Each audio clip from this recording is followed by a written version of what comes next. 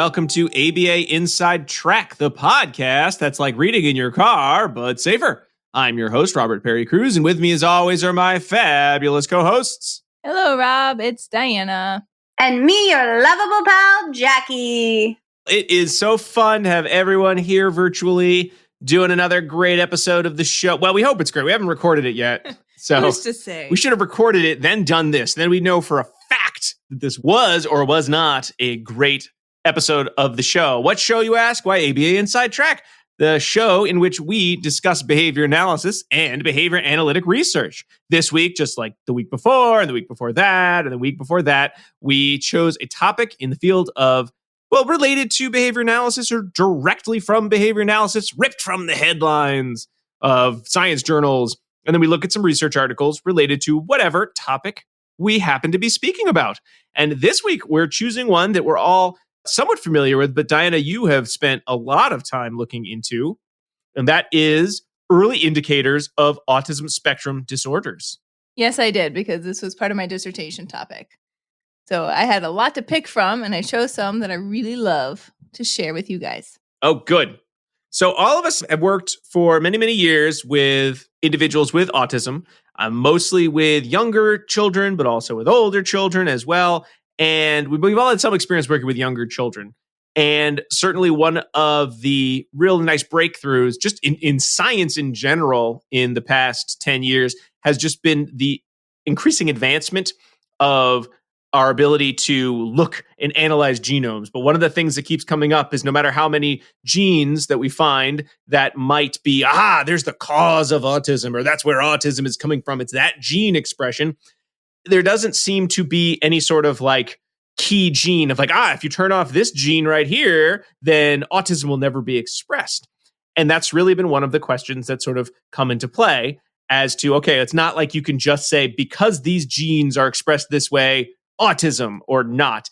And then the question also comes into play of what does that mean for the development of autism? Is it something that an individual is born with and it's just autism from the moment they're born and that's what happens? Is it more a matter of a change in the developmental track? So what we're going to talk about today is a little bit about some of the advancements in how to determine whether a child is likely to be diagnosed with autism spectrum disorder later on, and then as well as what does that mean for when intervention can or should or might start. So the articles we'll be discussing today, we have 4 articles. We'll be talking about Osterling and Dawson's early recognition of children with autism, a study of first birthday home videotapes from the Journal of Autism and Developmental Disorders, 1994. Sallows and Gropner's intensive behavioral treatment for children with autism, 4-year outcome and predictors from the American Journal on Mental Retardation, 2005. Attention to eyes is present but in decline in 2 to 6 month olds later diagnosed with autism by Jones and Klin from Nature, 2013. And then Zwigenbaum, Bryson, Rogers, Roberts, Bryan, and Zatmari, Behavioral Manifestations of Autism in the First Year of Life from the International Journal of Developmental Neuroscience, 2005. Ooh. I know. 4 really interesting articles. Why don't we start with a little bit of introduction? So Diana, you're going to kind of start us off and then get us going with articles. So take the mic. Literally. Okay. I'm excited to talk about this topic with everyone out there and who is here as well. And I think that, Rob, you kind of got us off starting thinking about another very large topic, what causes autism? And of course, we don't know the answer to that. I think very likely, and many people would agree, that it's what we call autism currently is actually a very large range of varying causes, some of which will maybe eventually be pinpointed on the genome and could end up having their own genetic markers and therefore subset of names someday. But currently we just call all of that autism. It's such a huge and broad range of behavioral presentations and sort of varying types of potential disabilities that it's really difficult to sort of categorize it all underneath this one really, really large umbrella of what we term autism. It's also, I don't want anyone to come away from this saying that we wish that there was a genetic marker that would allow someone to turn autism on or off, right? It's really complex, and we're not asking for autism to go away. I think that there's a lot of great benefit from having a neurodiverse population, and we can learn a lot from people who are different than the sort of larger population. So that's not what I think we want to take away from this. We don't have to worry about that question yet, Anna, because there's no way to just do that right now. So, one less problem to worry about today. It's a hot topic, though. So I wanted to put our stance out there. I'll wait till they know every single possible gene and how it will express, and then how it could turn on or off autism before I get too worried about the resolution as to whether we should. I think that's still somewhere in the future. So in the meantime, I got a lot of other things to worry about. That one, that's future Rob's discussion question. So we are going to go through some of the early indicators of ASD, and I'll just go ahead and lay some of them out there in the front of this discussion, even though some of the articles that we'll go through back up what I'm going to say with more definite research. But many of the early signs of ASD can be identified in toddlers under the age of 24 months, and some, as we will discuss, even under the age of 12 months. But those predominantly include areas of social and communication difficulties, such as decreased eye contact, lacking or limited joint attention behavior, such as pointing or showing, low affect, and then lack of reciprocal social behavior as well. The current version of the DSM is the DSM-5. In the DSM-5, they collapsed two of the previously three pillars of the diagnosis down and combined them together. So previously in the DSM-3 and 4, there were the pillars of social difficulties, communicative difficulties, and then restricted or repetitive behavior. And now they've put social and communication together. So it's really been categorized more specifically as social communicative difficulties, right? So it's not that one might have difficulty specifically with communication, but one might have difficulty with social communication. So interpreting social cues or recognizing how one might use language in a social capacity. So I think that change is relatively recent, and it's more recent than some of the articles that we're reading. So I just wanted to make that stipulation up front. And I find this to be a really interesting topic because I worked a lot in early intervention with young children who had a diagnosis under the age of 3. And we, worked with them in a really specific way that I think works well with young kids, and having the opportunity to see the behavior change that you can when kids receive a diagnosis at a really young age is really special and meaningful. And for me, this work is really important. But I want to highlight as well that the reason why early diagnosis and then therefore access to early services is important is not because we're trying to provide quote unquote a cure, right? Like that's really not the point here, is that, if we could just identify kids early, then we could make all of this go away, right? Like I just stated, that's really not what we're looking for here. Many people, myself included, would say if you are autistic, then you're autistic, right? And that's a difference in the neurological development and makeup of the brain. And that's not something that's going to change. It's not something that we're looking to have change. The larger point is that I would make is that I would say all individuals have a right to live with the highest levels of independence possible and have a right to access to education, right? So if we can recognize early on that someone may learn differently or may have difficulty learning in sort of from the natural environment, then we're going to be able to open up some additional avenues for them of learning in perhaps different ways. When you think about typical child development, we know that children learn language, imitation, their social understanding of the world through social interaction and play, right? And so those joint attention behaviors that we're going to discuss aren't just for the purpose of determining if someone likes social interaction, right? But those opportunities for social interaction, thereby, it's like a snowball effect. Like those increase opportunities to learn language, and those increase opportunities to learn how things work in your environment. And those beget imitation opportunities, and the imitation opportunities beget play opportunities, right? So it all just builds and builds upon itself. If we know early on that social interaction or social communication may be challenging for an individual, then that is going to allow us to say, okay, well, if this is going to be more challenging, then that may in and of itself stunt future opportunities for language growth and development, or, social growth and development. And just if that reinforcer isn't working in the way that we might expect it to, that doesn't mean that that child can't learn. It's just that we need to ensure that we have the proper reinforcer in place, or we need to see if there's a way that we can make social interaction function better as a reinforcer so that that individual can then learn more and more from the natural environment.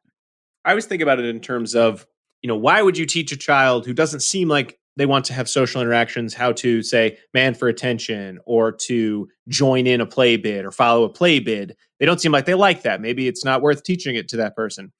And it's always that difference between, well, wouldn't it be better to teach that skill, to know that that child could engage in that skill when they chose to, than to just assume they don't like it, so let's not bother? It's one thing to say someone doesn't have an interest, but if they don't know how, you're taking away their ability to have an interest. You're taking away that independence by lack of action there.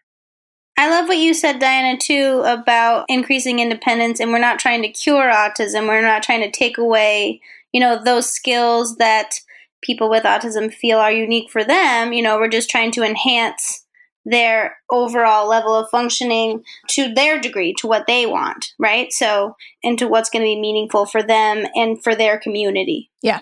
So that's kind of like the background, I guess, is what I want everyone to be thinking of this discussion in the context of, is that if we can identify autism earlier in sort of the developmental trajectory of that individual, then we have the opportunity to provide additional learning opportunities in a way that are going to be met with success for that individual early on in that developmental trajectory. It can't really be argued that there's a critical window of development for really young children with regard not only to language, but just the overall sort of neuroplasticity of the brain for really young kids. So getting in early and identifying that additional or alternative education might be needed, and then providing that for really young kids is critical. So that was my intro. And the articles that we have, for the most part here, are going to walk through a little bit of a timeline of how researchers were able to find earlier and earlier markers or predictors or indicators of autism. And that's kind of like the journey that we're going to go through here. And then Jackie's article talks a little bit about how some of that early identification was then able to allow some children to receive earlier access to services, and talk about a little bit what that was like. So I'm going to review the first two articles, the Osterling and Dawson article, and then the Zwagenbaum article. That name always reminds me of Zwieback crackers, so it helps me remember that it's an early intervention article. That's so funny. Yeah. But I'm going to do the Osterling and Dawson 94 one first. So this is back in 1994. So this is like kind of a while ago, but this is probably one of my top 10 studies. And I really love it because this, back in 1994, I guess that was, I don't know how long ago. I shouldn't have backed myself into that corner. 25 years ago, maybe. Yeah. So the average age of diagnosis for ASD was about age 4 at the time. And it's gone down a little bit since then, but honestly, it's not quite as low as maybe you would anticipate. So it's still hovering near 3 years, a little bit under 3 years on average. A lot of that is really due to lack of access to diagnostic resources, which is a talk for another time. But the authors of this study said, I think there's got to be a way that we can identify autism earlier than age 4, right? So parents often report that they had concerns about their child's development much earlier than age 4. Usually under the age of 2 or around the age of 2, they would start to recognize often speech differences or play differences or social differences. So they really wanted to find a way to capture that. But if you just ask parents, well, what was your child like when they were really young, right? Like 9 months or 12 months or 15 months, it really becomes hard to look back and remember. So they didn't want to use just parent report as their retrospective analysis, because those lines can get kind of blurry in trying to recall certain months. So they said, what is something that almost everyone has as a record that would happen at the same point in time, right, that we could ask for to go back and look at? And I just love this. I feel like it was like so smart of them. They said, you know what a lot of people are going to have is a home video of their child's first birthday. Right? Yeah. Right? Mm-hmm. Perfect. And only probably, it was 1994, right? So they were doing this research in the early 90s. So only since 85 or something probably did they really have a lot of these types of samples. I can't remember when my family got a video camera. I want to say it depends on the type. Mid 80s. Yeah. It was very large. There were video cameras before then that you could you could like a use. Super 8? Like a Super 8, yeah. But no, this was like my dad had to like carry it on his shoulder. He looked like he worked at a news station. A news station. Yeah, and it had a full-size VHS cassette tape that went inside it. Yeah, that was probably the late 80s, I guess. So they were able to gather some of these for children who were already diagnosed and another set of children who did not have a diagnosis. Ask the families for, can we have your 1-year-old first birthday home videos? And then they coded them for several of the different potential markers that they were looking for.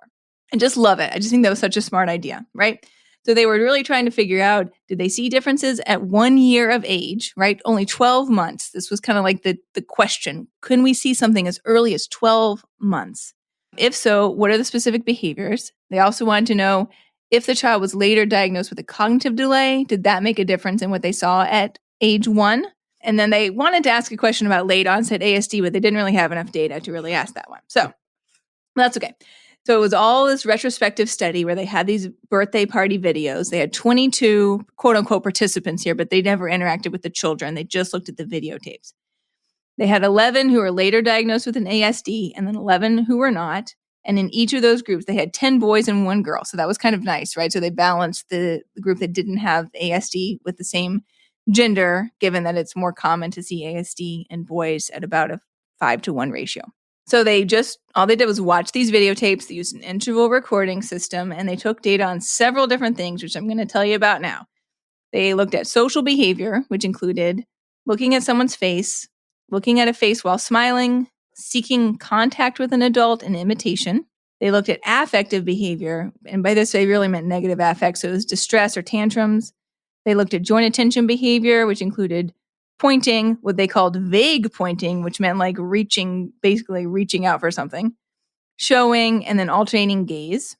They looked at communicative behavior. I love saying that word. Can you tell? Communicative.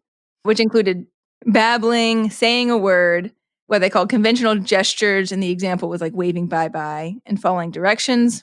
And then they looked for behavior that they classified as autistic, which included self-stimulatory behavior, covering ears, not orienting to names, staring, or a blunt affect. And they coded the whole birthday party, which averaged 10 minutes in length, but they varied from 3 minutes to 29 minutes.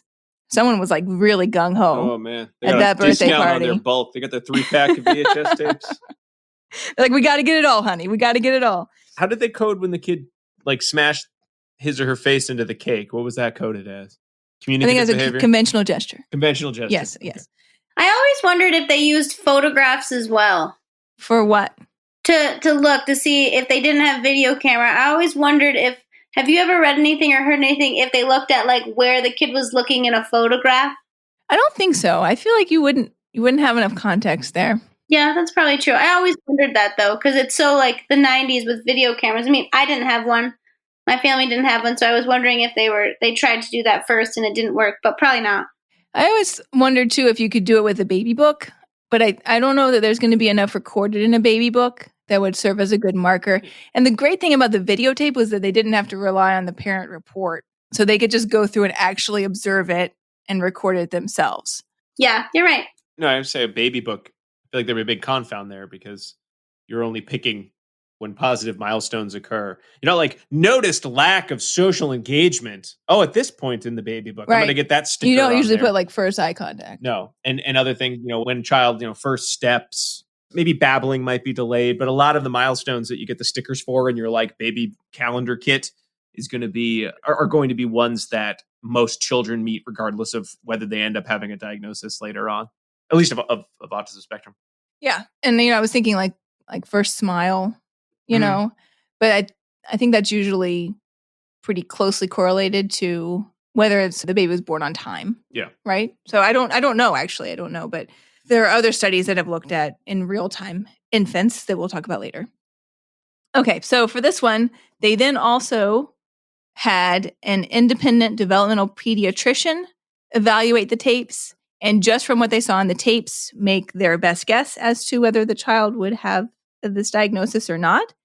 And they found that the pediatrician only disagreed with the diagnosis 2 times. So 1 false positive, 1 false negative, but they just kind of use that as an indication that what was in the videotape should be relatively valid, right? So overall it was. And then they did some fancy stats. They did a MANOVA and looked at measures across the two groups. They found a significant main effect for the categories of social behaviors and joint attention behaviors, but not communicative behaviors, right? And I think that when I think about this, it's likely that there's just such a really broad range of what you see from children at 1 year old with regard to their babbling, their speech patterns, etc., their following directions, right? So I think it's really quite a broad range, and you might not be able to see differences in that category at such a young age, and they didn't. But they did see significantly more of the behaviors that they labeled as autistic in the group that did later go on to receive a diagnosis as well.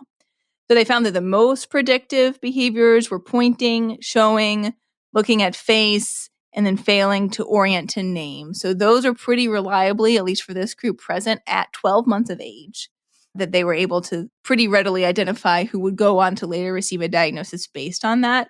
They found that looking at face alone correctly classified 77% of the children. That's a lot. Yeah, it really was. I think they said four of the individuals with the diagnosis did also receive a cognitive delay diagnosis as well later on, but they did not see any differences predicted with regard to that diagnosis in these 12-month samples. So it wasn't that difference that they were capturing. It was really more specific to the ASD. Mm-hmm. So I think I love the study just because it's so ingenious that they thought to do this, right? It's also, I think now we recognize that autism can be identified pretty early on, at least if you're familiar with this line of research or EI. So it's a little bit less shocking, but I think in 1994, being able to say, wow, guys, like we should be catching this so much earlier, and we could be providing services to kids so much earlier than age 4. We could be doing it at age 1, right? If you just know what to look for and if people would look for it. So to me, I think that this was really revolutionary study, and I like the ingenuity. The study always reminds me of that scene in the movie Signs where they're watching that kid's birthday party and then an alien walks through the picture in the back because you're watching all these videotapes. What a twist. But unfortunately, alien walking through video does not predict really anything for these children. So, oh well. So now I'm going to switch and talk a little bit about the Zwagenbaum study. And this study is part of a group called the Infant SIBS Research Consortium. Another word I love to say. I want to say infant siblings. Every time, because I remember when you first started looking into this and you're talking about infant SIBS, and I can't remember how old our kids was. I kept thinking you were talking about infant SIDS, sudden infant death syndrome. And I was like, oh my God, why are they researching this with kids with autism? Like, is there a higher proportion? And it was sounded like very scary research. Oh, okay. Which it is not. Yeah, that could come across not correct in the microphone. That's true. So I was It is siblings. Siblings. Okay, I'll say the whole Maybe thing. I'm the only person who has ever heard that term and like initial impact was like, oh, like I'm scared. Sleep on your back. No, I thought you were going to say SIBs. And I was like, who is calling it? No. Ugh, No. Okay. I thought the same thing that you said SIDS initially. Okay. No, it's siblings research. Great. Well, I'm glad we cleared that up. So write in if you agree, because we just need one more person and it's a trend. It's not important. I take your feedback. All right. So this study is from 2005, which I do my math correctly. That is 15 years ago. Good job. Thank you. But it's important because this line of work, started back in the early 2000s and has continued to this day. And they're doing some really important stuff. So this study was kind of in the midst of it, right? So if you read it, you'll say, we have some participants who've sort of like graduated from this, some who are ongoing, but they really wanted to get out there what they had found thus far.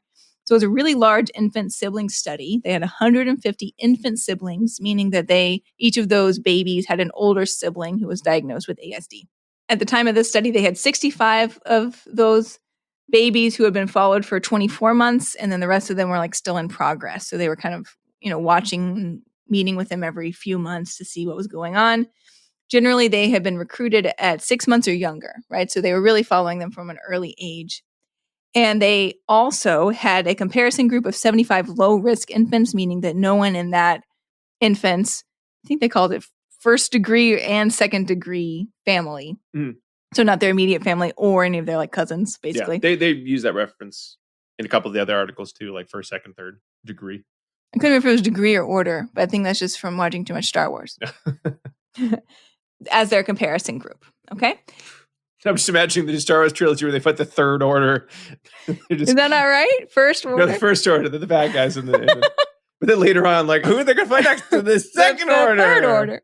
They're not as good as the first order. They chose infant siblings for good reason because there is a higher prevalence of autism within families. If one child already has the diagnosis, they put the recurrence rate at 9%. I have seen it in other places. It's a range, of course, depending on where they collected the research from and what that is. Usually a small sample, right? So it's often a range with small sample studies. So I've seen it up to upwards of 20% as well. So I think that it could be a little bit higher than 9% potentially.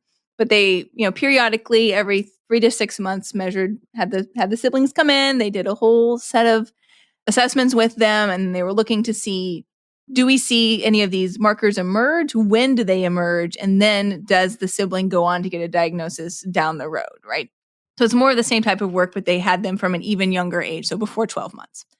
So they were looking at 4 different things. They were looking at early behavioral indicators of autism.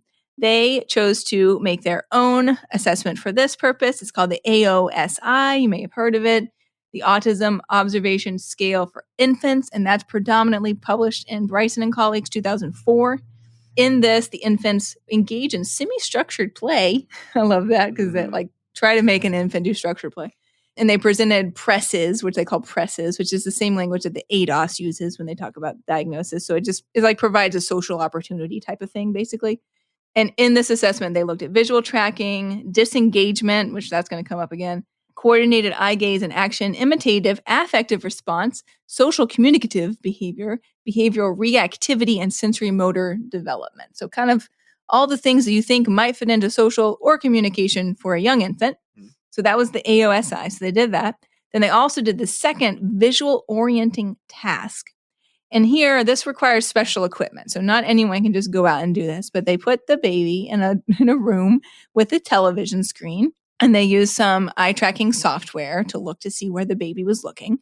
And initially, there was just a dancing stick figure. There, not in this study, but in others, you can see an example of this if you look up this line of research, like a little dancing stick figure in the middle of the screen. And then once they knew for sure the baby was looking at that, then they put another dancing stick figure either on the left or the right. And then they measured in milliseconds how long it took the baby to switch orientation from the middle one to the other one.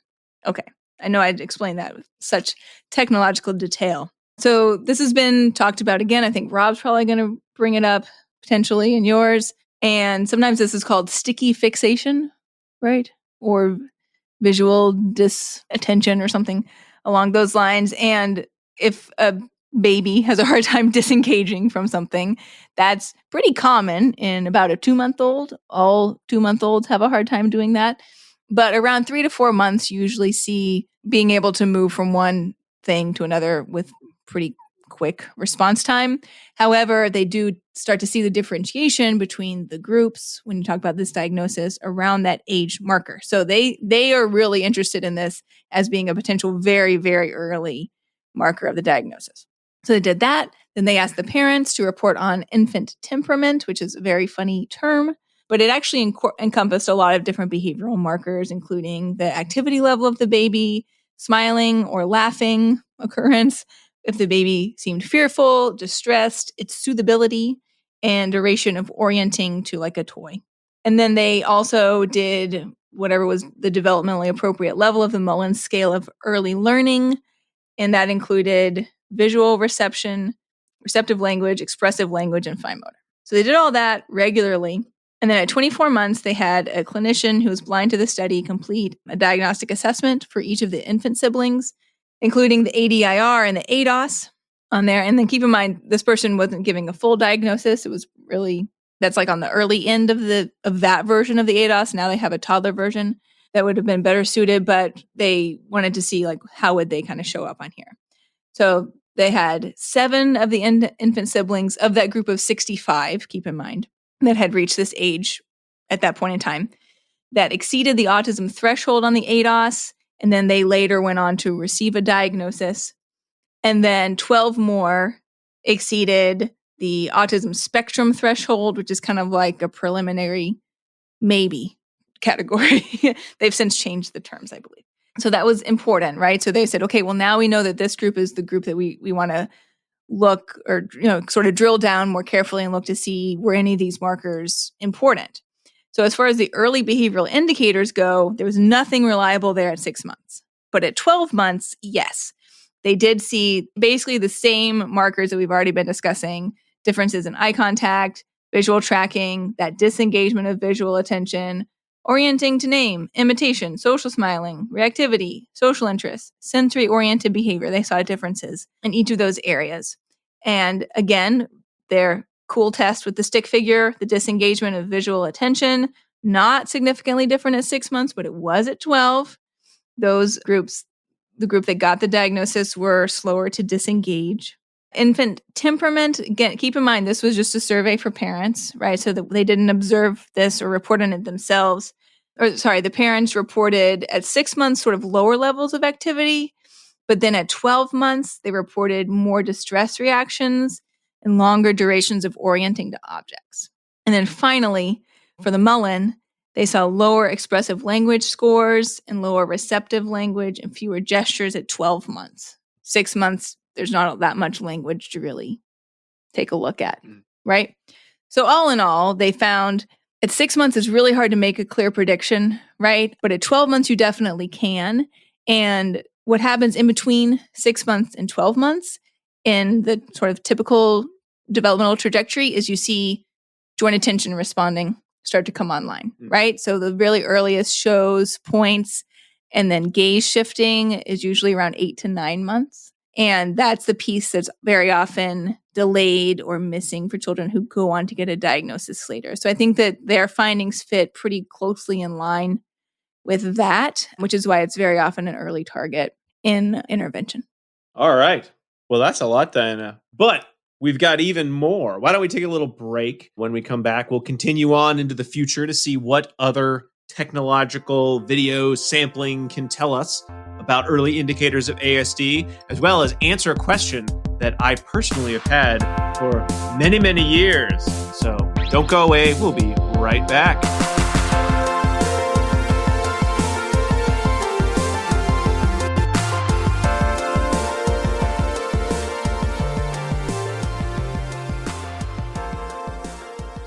Do you want to be a BCBA? Sure, we all do.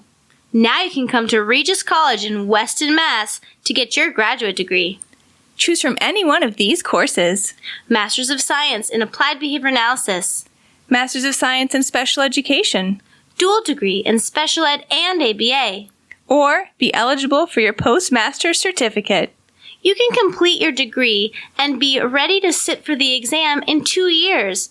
And our 2017 grads had a 100% pass rate on the BACB exam. Come enjoy practicum placement support, ethics mini handbooks, PhD-level professors, small class sizes, and a service trip to Iceland. If interested, don't delay. Supplies are limited. Learn more at regiscollege.edu.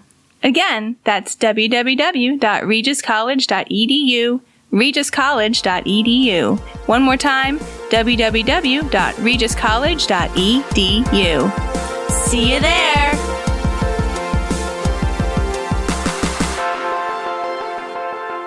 And we are back talking about early indicators of ASD. Now, before we continue on with 2 more studies on the subject, I want to make sure that everyone out there listening knows that ABA Inside Track is ACE approved. By listening to our show, you are able to earn 1 learning credit. Huzzah! You're going to need to listen to the episode and then go to the website, abainsidetrack.com/get-CEUS. That's get CEUs to enter in some key information, including 2 secret code words. I'm going to give you the first one right now. It is wavy. WAVY. Wavy. Like, you know, those amber wavies of grain? No, that's not how that song goes, is it? Whoa. What? No. What? Amber is color. Oh, stop. No. I'm going to wavy goodbye to any 311 references. I hate Wavy that Gravy. song. I really hate that. Everyone hates that song. Wavy gravy ice cream or wavy chips. You know, you could get some wavy chips maybe. Only if you got French onion dip. Yeah, if you got French onion dip and wavy chips, you're really good. And a wavy code word. Wavy.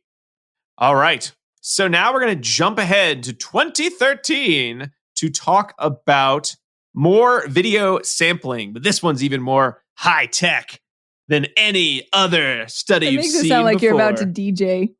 What? Some video sampling. Some video sampling. So, like we've been talking about, like we talked about before the break, there are many areas that are sort of explored in terms of determining, well, what are the signs or what are the signals that a child is more likely or less likely to later be diagnosed with ASD? And certainly that's, milestones we've talked about are things like social development, attention to faces, attention to face-like stimuli, attention to voices. These are all often, noted as differing in children who then later on go and are diagnosed with ASD. So the purpose of this study by Jones and Klin was to look at, when do we notice these? Can we notice these changes in, say, like eye contact? Really was what they were looking at. Can we notice a change in eye contact in infants even younger than previous research has been able to identify? Because again, like we've been talking about, the earlier you can identify signs that are going to be predictors or strong predictors of a later diagnosis of autism, earlier you could engage in intervention technologies. So the question really is this something that you would be able to see a trend in over time? Or is this something that children who then later are diagnosed are just, they're born with, and that's just how they are, and that's just how they will be going forward? I don't know that those two things you just said are mutually exclusive either, right? Okay. So there could be a genetically predisposed developmental progression that's different for someone who later gets the diagnosis of autism than someone who does not. But it doesn't mean that those markers aren't present from birth. I'm not talking about genetic markers. I'm talking about gene expression. I'm not going to go into genetic markers because I don't understand gene therapy. I got a C in genetics in college, and that was a long time ago. I don't know if I can still get a C. So Rob, there was this guy named Mendel. I can make a Punnett square, and that's about it. We're not quite doing that right now. See, I have blue eyes, and you have brown eyes. That's why some of our children have blue eyes, and some of them have brown eyes. So it's B, uppercase B, lowercase b. And then I have BR and then lowercase br. Put them in a square and bam, genetics. That's it, everybody. No. We are going to talk about more than that. And certainly the experimenters here did more than that. So they found 110 infants who really like to watch TV. And they decided to have 110 infants, and at multiple points in their development, they would show them videos. So this, and by multiple points, I mean multiple points. At 2 months, 3 months, 4 months, 5 months, 6 months, 9 months, 12 months, 15 months, 18 months, and 24 months. These 110 infants were kind of broken up into two groups. There were 59 infants who were at high risk for ASD, and they were considered high risk because they had full siblings who were previously diagnosed with ASD, and then 51 infants who were low risk in that they had neither a first, second, or third degree relative with ASD. So similar to the study you discussed, Diana. And basically, they just kept having them watch videos, and they charted where their eyes looked, and they did this over and over and over again to look for any sort of trend. And then at 36 months, they looked at the diagnostic category that the child was given, whether it was ASD, non-ASD. And then they were able to use statistics to determine whether these predictors meant anything of interest. And since they were able to get published in Nature of all journals, we will assume that I've got something interesting to discuss in the next couple paragraphs of the notes. And they really showed off their smarts in this article. Oh, yes, they certainly did. I don't know how familiar folks are with reading Nature as a journal, but oh man, I love it's like all sizzle. It's like all sizzle. Or is it all steak? It's all steak, no sizzle. Oh, okay. Because you pretty much, they're like, here's what we're going to do. And we did it. And here are the results. Bam. You want to read the rest of what we did? You go on to the rest of it, but you don't have to. I told you everything you need to know in the first 2 pages. And I understand why it's important that we have our methodology, and we need to be able to replicate these studies, and we want to look for any sort of possible errors. But man, isn't it kind of a nice change of pace to read a journal article and be like, listen, in the first page, you're going to know everything you need to know pretty much to be able to have a dinner party conversation about this article. I feel very, very appreciative of my time as someone who's probably reading a lot of articles. So thank you, Nature. I'm going to call it all taters, no gravy. Oh, there you go. I appreciated that.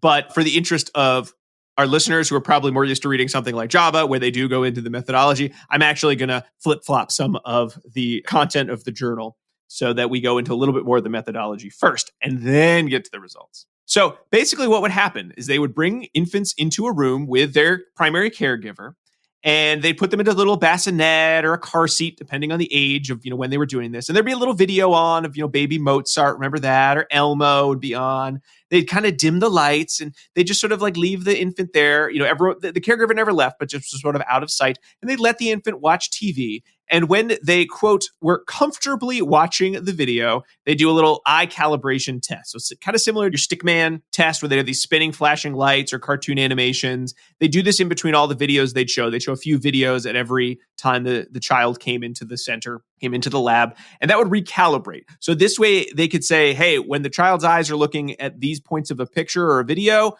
we know that the child has been, calibrated. So we know where the child should be looking. It's like setting up your color balance on your TV or your new TV, The child is calibrated. The child is calibrated to look at stuff at this point. After that was all done, they would show an experimental video, which was a female actor looking into the camera and talking to the child and playing little kid games like, pat a cake. This was filmed, so they had kind of a background of like an infant's room. So there were toys and stuffed animals behind them. They pseudo-randomly sort of chose from this bank of these caregiver type videos. They also had some peer play videos, which don't worry about the peer play videos. They're for a future study that we're not discussing today, but they mentioned it in the article. They're like, don't worry about those. Those videos aren't important for now. We'll talk about them in another journal. For the most part, the children would watch the videos and they'd sort of use various technologies to code where their eyes were directed throughout the playing of the videos. And the videos were considered successful if the infant didn't fall asleep watching the video or start crying or get fussy and didn't want to watch the video. And every session, they'd show about 30% novel videos and 70% videos that they'd shown the child in previous sessions. Because, we all know how infants are really great at remembering things from the past. But hey, you know what? It's good that they did this, right?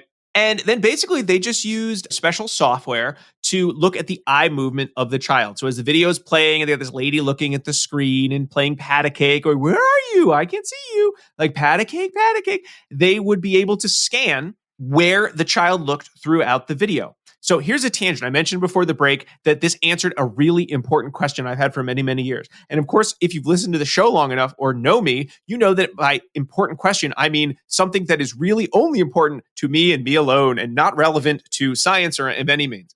And it was, what does the MathWorks company do? Because we live in Massachusetts. And so frequently, if I'm going into Boston or visiting family members, I'll drive past this building, MathWorks. And I always thought it was like a math summer camp or something. I didn't know what it was. It was like a big old office building, though.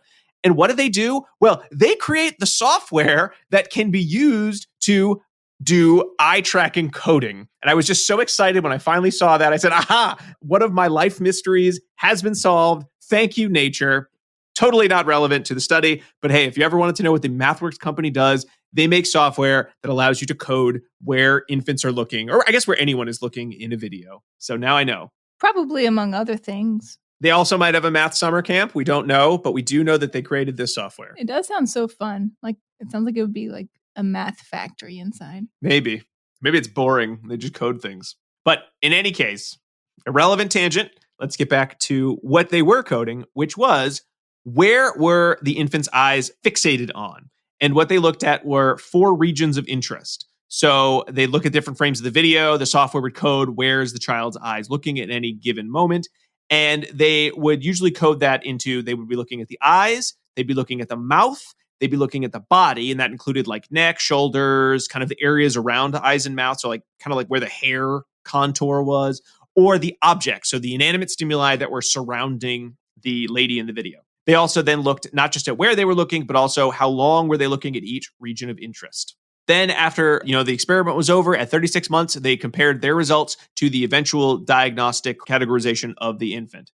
So 12 of the high-risk infants eventually did meet criteria for ASD, which is like about 20% of their high-risk participants. Only 1 of the children from the low-risk cohort met the criteria. And then I do have to say, they didn't have enough females that eventually were diagnosed with autism spectrum disorder. So pretty much these results are only talking about the gentlemen. So sorry, ladies, these results do not necessarily generalize outside of the group. Sorry, not my fault. It's just what happened in the study, right? So what are the important results from this in terms of looking at eye fixation? So, for typically developing infants, you would see from about 2 to 6 months of age, children were looking more at the eyes than at the mouth, the body, or the object regions. The mouth fixation sort of peaked at around 18 months, and there was a sharp decline in the fixation on body parts or objects pretty quickly. And there'd always be more fixation on the body than object regions. So again, the pattern you would expect is, mostly looking at eyes, looking some at the mouth, but that sort of plateaued, never looking at much as objects as the facial features of the individual they were watching. And this was true from about 2 months to the end of the video sampling. For infants that were later diagnosed with ASD, you saw a very different pattern. So from 2 to 24 months, you saw a pretty steady decline in eye fixation. So that by about 24 months, the eye fixation of children who eventually were diagnosed with ASD was about half that of the typically developing children. There was a lot more fixation on the mouths. That increased from 2 to 18 months.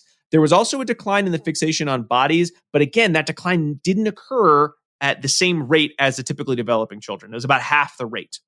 And it sort of stabilized at about 25% more fixation on the body than the typically developing children. You also saw a much slower decline in the object fixation for the children later diagnosed with ASD. And there actually were increases during the second year of samples, so that by the end, a lot of the children, again, later diagnosed with ASD, were looking at objects about twice as much as the typically developing children. So, you run all your stats on all your fancy. There are a lot of graphs in this study, by the way. They take up about the second half of the article. Many. It's a graph after graph after graph. Basically, the key component is every graph could follow a very set pattern. So for children who would later not have a diagnosis of ASD, or siblings who later did not have a diagnosis of ASD, had pretty much the exact same graph. Children who later were diagnosed with ASD would have the exact same graph. And it was one that had more of a decline in terms of, those areas like eye fixation. There were significant differences, like we said, in the eye fixation, as well as body fixation and object fixation. Mouth fixation was about the same. The slopes moved in opposite directions too for eye fixation. So children who were later not diagnosed with ASD had a pretty increased slope. Every month there was an increase in eye fixation, whereas for children later diagnosed with ASD, every month there was a decrease in the amount of eye fixation. There was a body fixation decline for children who were typically developing, but you didn't see that same amount of decline in the children later diagnosed with ASD. They looked at some areas. They did some additional regression testing to see, is there, a pattern in terms of what level, later level of social communicative disability the child was sort of categorized at? Did that have any relation to eye fixation? And it did seem from the statistics that the steeper the decline in eye fixation, the more severe that the social disability would later be categorized at. And this trend was noticeable from 2 to 9 months, but after 9 months, there was a statistical significance. So again, if you see a sharp decrease in the eye fixation, there's a statistical significant chance that you're going to see much more severe social disabilities later on. The other piece that I think was interesting in this, so not only are you able to really see these patterns from even sooner than the year, from the videotape and from the other studies, you can see these patterns emerging much earlier than that first year. You can see it in some children as early as 3, 4, or 5 months. But also, all of the children started out at about a pretty similar level. So it wasn't a matter of children with ASD being born with these patterns. They happened over time. So by 2 to 6 months, you started seeing what they referred to, quote unquote, derailment in terms of the patterns that you would expect to see. And so over time, you see an increase in you see a decrease, I should say, in the eye fixation, which is going to likely lead to more and more social disability, which does point to the idea that, well, if you notice these patterns, again, could you start treatment earlier? And would that quote unquote derailment be mitigated by earlier and earlier intervention? Again, some of those questions aren't answered, and we're not even going to talk about all of them right now, but it was very interesting to note that these are trends that are very predictive and very, almost regularly occurring in terms of the cohort. Now, again, it wasn't, every child ever, diagnosed with autism. It was 110 total infants. So that's a pretty good end, but it certainly doesn't mean that this is the be all end all in terms of overall research. Sure. And each child is going to present differently as well. The other thing I think that's important when we think about the sort of the historical context of some of these articles as well is that this research, when it was coming out, was presenting some important counterpoints to the vaccine controversy, right? So everyone was really focused on that 18-month MMR vaccine and citing it as sort of the turning point for more autism presentation. And these studies were saying, no, if we look carefully, we can see much earlier markers, right? So it's important to think about it in that context, even though at this point in time, we can state with almost absolute certainty based on very large longitudinal studies that vaccines do not cause autism. Mm-hmm. All right. Well, so now we have a sense of sort of what are these early indicators of ASD. We haven't really talked about sort of treatment outcomes or treatment options. So Jackie, why don't you come on in and talk to us about the intensive behavioral treatment study by Sallows and Gropner that did look at outcome and later predictors. So I found the Sallows and Grapner article actually fairly interesting, and I myself am glad that I got to read this one because I always wondered if anyone tried to replicate the Lovaas study. That's what this, research looks to do. So the Lovaas studies started in the early 70s and went to 1987, I believe. And what those studies showed was that children under the age of 4 diagnosed with an ASD made considerable advances following early intensive behavioral intervention, following a specific curriculum, around 40 hours or so of ABA therapy. And so this has kind of been like the gold standard, suggesting that ABA is an effective technique to use with these young learners diagnosed with autism. However, there has been some criticisms when looking at the Lovaas research, and one of them was that they had used the word recovered for children out of the curriculum. But really when they looked at that, they also noted that some of the children that they had labeled as recovered also had some pretty significant behavioral challenges that went along with that. And when they asked the authors about that, they said, oh no, those behavioral challenges were very similar to what their typical same age peers were engaging in, but that still has been a criticism. Also, this study was done in a university setting and with the aversives. And so that's also been a criticism. Could this be done, outside of a university setting and without aversives? Because that's not really as acceptable anymore. And they were just wondering, like we've all been wondering, not all of the kids made gains. So what was necessary? So what are those predictors that we want to look for that are going to give us the more bang for our buck, I guess? So what sort of things should kids have in their repertoire prior to, engaging in these pretty intensive curriculum? And so that's really what they wanted to do. They went out, they tried to replicate the Lovaas without resources and using aversive in a community-based setting. They used a similar population of students. And then, they did 4 years of 4 years of treatment.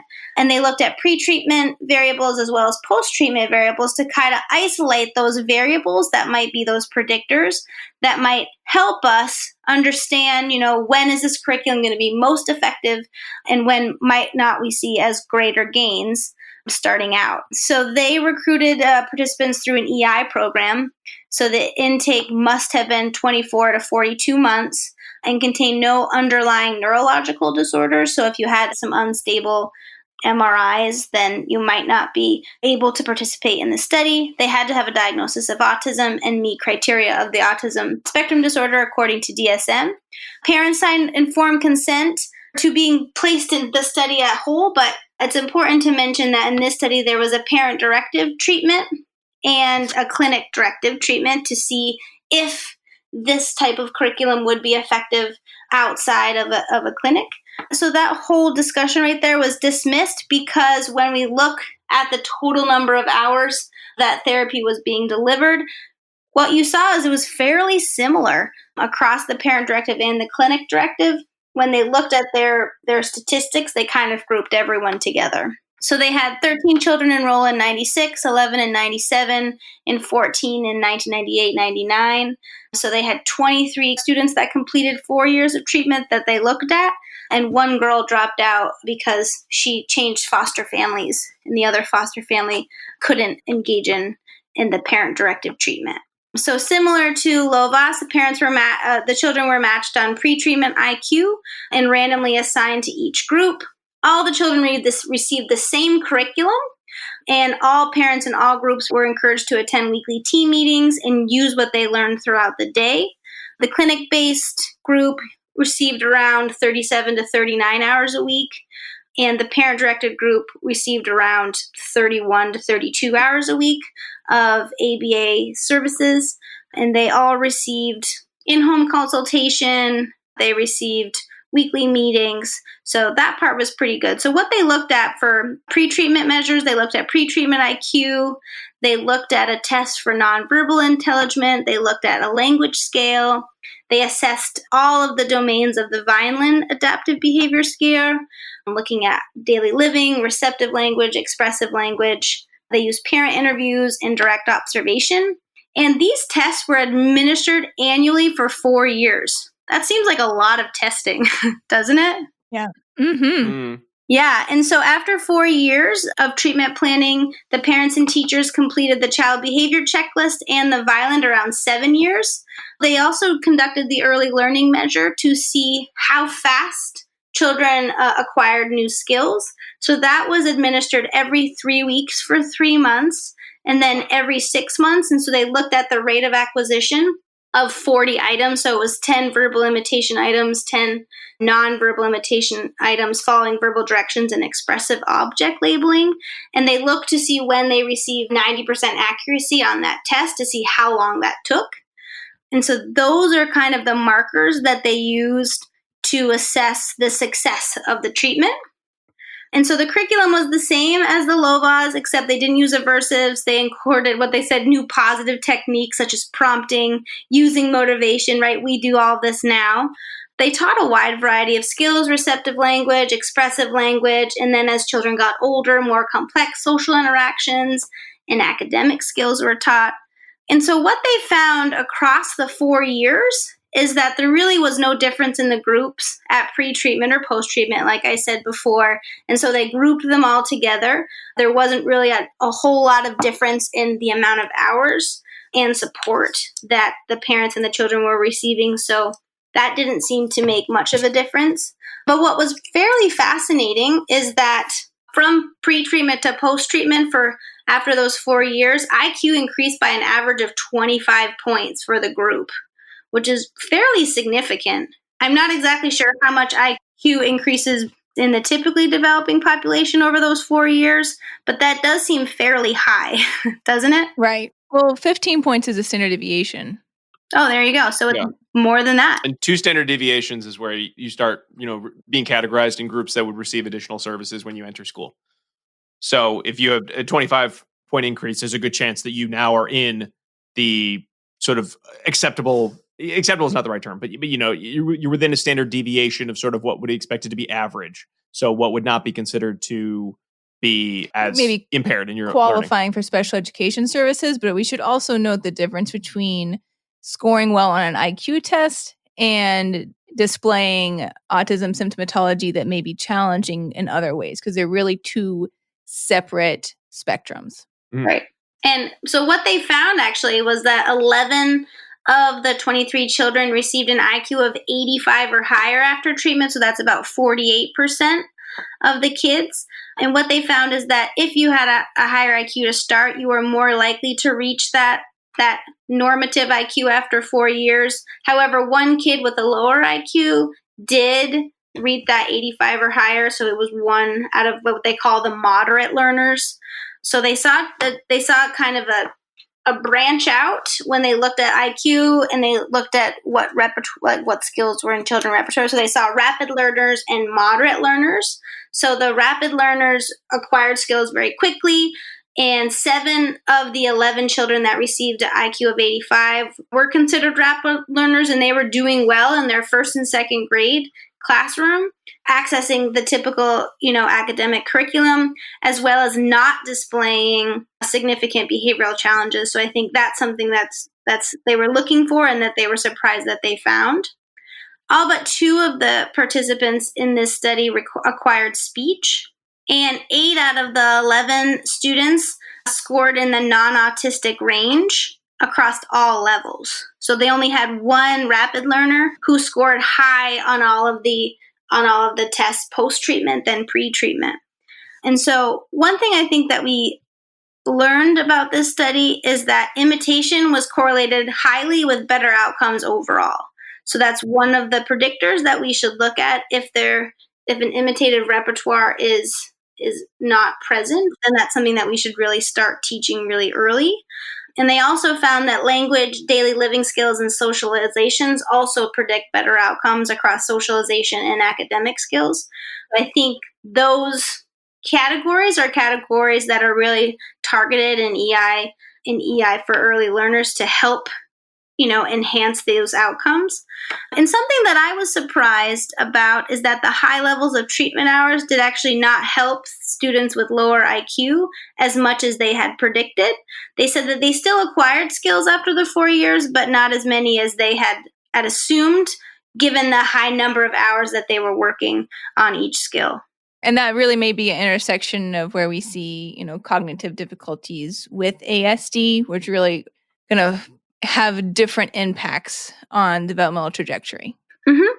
I certainly would have loved to see a little bit more information about the parent-directed versus the clinic-directed differences, because they sort of in the discussion talk about, areas like some of the trends they saw. And I think they even mentioned this seemed to be the point where the parents realized that they should stop looking at some of the alternate treatments they were doing and just buckle down and work harder on the skills that they were sort of learning in their workshop. And as the results sort of came out the same, it didn't seem to matter as much whether they were in the clinic or whether they were in the parent-directed group, which again did receive more supports in just a workshop or a fly-by-night training, but certainly not close to as much as support as the clinic-directed folks were receiving.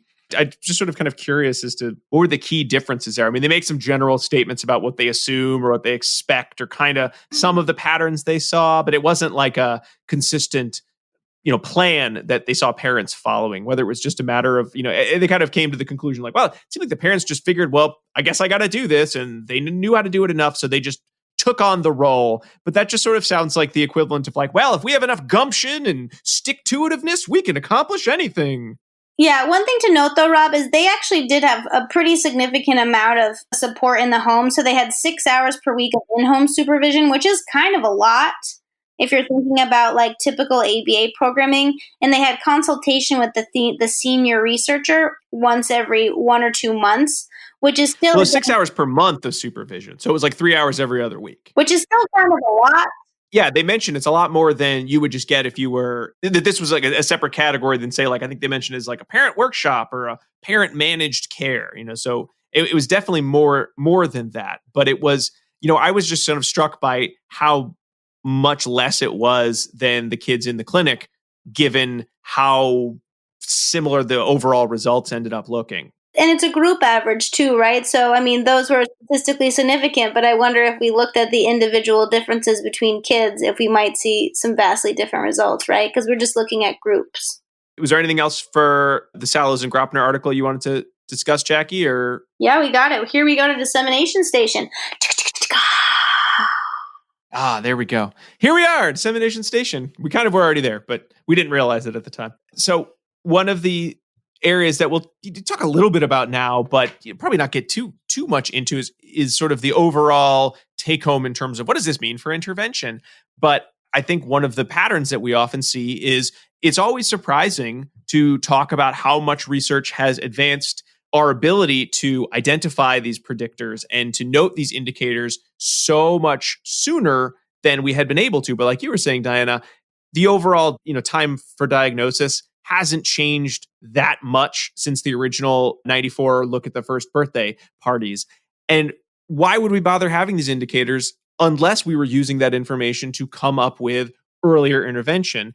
But that doesn't pay out in terms of what we see as sort of the early intervention protocols that are currently exist, at least, here in America. There are several points of failing along the path towards getting early intervention, and that it can be really challenging for parents to have their pediatricians either see the behavior themselves, actually administer the MCHAT, which is supposed to be done at well visits, or make the referrals to early intervention. Then even once that has been put into motion and families are ready to receive a diagnostic evaluation by a developmental pediatrician, there can often be months long wait to actually receive that, get the diagnosis, and then even once there is a diagnosis, in some areas, there is a scarcity of services that can be provided at the young age. So it can really be at any point along that path that things can fall apart, which is very sad because what we can see here is that early intervention really does work and can be effective for young kids. And again, like I said, like that's not to say that we should be working for a cure or anything like that, right? It's more that I think everyone has a right to education. And if we can identify someone's going to be presenting with a different learning style, if we can meet them at that learning style at an early age, then they're going to have a better opportunity to then learn how to learn, right? And learn how to learn from the natural environment. And that's going to allow them more opportunities for success down the road. So that's really the point being made here. So if you know what to look for, you can readily identify autism or indicators of autism at about 9 months. Just seemed like such a surmountable problem. What I just described? There's a lot of moving parts there that are... I understand. None of them sound on their own like, oh, yeah, there's nothing we can do about that. Shrug. Mm-hmm. They all sound very much like, I bet if we sat down and really we put our heads together, we could come up with a more efficient means of identifying these indicators, a more efficient means of providing the services. I mean, some of it might be in terms of the funding mechanisms. I know there are a lot of different early interventions. Some of them have more evidence base than others. Again, I know that's not the topic tonight, but it does feel like there should be able to be a solution, right? I think one of the things we need to do first, Rob, too, is we need to reduce the stigma of getting and accessing early intervention services, because I know that some parents may hear that and then totally shut down, right, and not see it as like a gift. So I think we know these early predictors, and parents may even say later down the road, like, oh, I thought something was off, but my pediatrician kept reassuring me that all kids go at a different pace.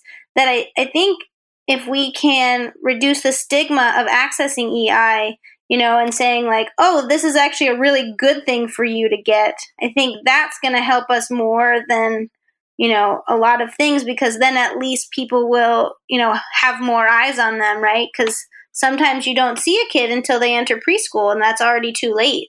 And the stigma of the diagnosis as well. Right. Mm-hmm. Right? So some parents may be fearful of hearing that word, and so may be avoidant of actually seeking out the diagnosis, when I think as a culture, we're moving more towards an awareness of neurodiversity, and that people have, different neural backgrounds and different learning styles, and that's all okay. And I think part of this too is on education of the culture at large, right? So in some ways, what we want to be targeting for the students that have a diagnosis are, like I said, like how can we best help the student to learn, right? How can we help them to attend to what they need to in the environment so they can learn language and learn imitation and learn things that are going to be functional. But there are potentially other behavioral excesses that we might see that aren't necessarily harmful for that individual, but we should be educating the population as a whole to behaviors that may be present in neurodiverse groups, that the only reason why they're problematic is because they are viewed as stigmatizing, right? So it can kind of go both ways. Some of the areas I can even think of in terms of just kind of blunt idea. Some of the ideas in terms of the visual eye fixation. Yep. Stickiness. The stickiness. Mm-hmm. That almost feels like, oh, well, we don't all have labs we can send our infants to. But in terms of like eye tracking software and eye tracking pieces of technology, you can readily buy, different virtual reality headsets that have eye tracking in them when you can't go to your Best Buy right now. But, you should be able to buy those pretty soon. Pretty easily, you could get something like that. It almost feels like some of these technologies should be more readily available to be used to do checks, especially say if you are concerned or your child falls into the high risk category. Yeah, I mean, I think there are a lot of other more easily observed behavioral markers as well, though, versus having to go buy yourself a baby headset. Well, there's two reasons you'd buy that, because one is so you can keep checking your child's eye fixation. The other is you have a vast array of fun video games that you could be playing. Oh, I see. So but you want to pair yourself. You want to pair. This eye tracking stuff's great for so many reasons, right? Our new sponsor, the virtual reality headset, I meant to say it before when you were talking about that article, Rob, and I just want to mention it briefly because it's another one of my favorite studies. Is Klin's work with autistic adults, where he had folks watch snippets of the movie Who's Afraid of Virginia Woolf. Mm-hmm. You remember that one? I know, with Liz Taylor and the guy from Just Shoot Me, whose name I can't remember. That guy. I don't remember his name. He was the old man on Just Shoot Me, but he was the young man in Who's Afraid of Virginia Woolf. I can't remember off the top of my head, but the reason why they chose that movie is because it's like so emotionally charged, right? So it was like fighting scenes between them, and they were looking to see where did people look during those scenes. And people with a diagnosis looked much less often at the eyes, more often at the mouths, but also at just like varying objects like lamps and things like that within the room. Well, you know what was also interesting in that study is that everyone was just fixated on Elizabeth Taylor. She was gorgeous. That's one of my favorite movies. Is that really one of your favorite movies? Yeah. This is the first Despite time not remembering that man's name. you have ever said that to me. So this is one of your first movies. It just goes to I show. feel like we watched half of it once and then you seemed disinterested and we stopped watching it. I've never seen it, obviously. I am shocked. Shocked. It's like one of those old movies. It's like a play. So it's sort of, just people talking at each other, like Diana was saying. I've never seen any movie, so. That's true. Where would Jackie fixate on during Who's Afraid of Virginia Woolf? Tells us so much about her. If it's not Elizabeth Taylor, there's something going on there. She's dynamite. All right, everybody. I think that brings us to the end of the show. So before we go, I want to make sure everyone gets our second secret code word, which is brothers. BROTHERS. Brothers. Which, now that I say it out loud, is sort of like the brothers. Well, not all brothers, but the brothers in some of our studies in terms of the high risk category. Oh, good call. I was actually thinking of a different brothers. I was playing a video game called Brothers earlier today, which is a fabulous game. Go pick it up. I don't know. Your eyes will be fixated on everything. It's such a great game, but it's unrelated to anything. So just think of brothers. Now you know how we get our secret code words. They're slices of life.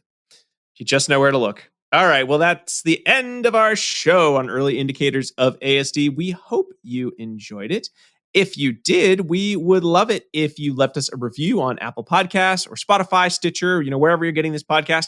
We'd also love it if you subscribed to the show as well to get a new episode every week. There are a couple other places you can find us. Certainly social media. We're on Facebook, Pinterest, Twitter, Instagram. You can find these posted on our YouTube page with the subtitling feature there. And of course, on the website, abainsidetrack.com, where you can order continuing education learning credits and also where you can find links to the articles discussed in the episode. I want to say big thanks to my fabulous co-hosts. Also big thanks to Dr. Jim Carr for recording our intro and outro music, Kyle Sturia for our interstitial music, Dan Thabit of the Podcast Doctors for his editing, and Hollis Irvin from Sycamore Workshop for his visual design.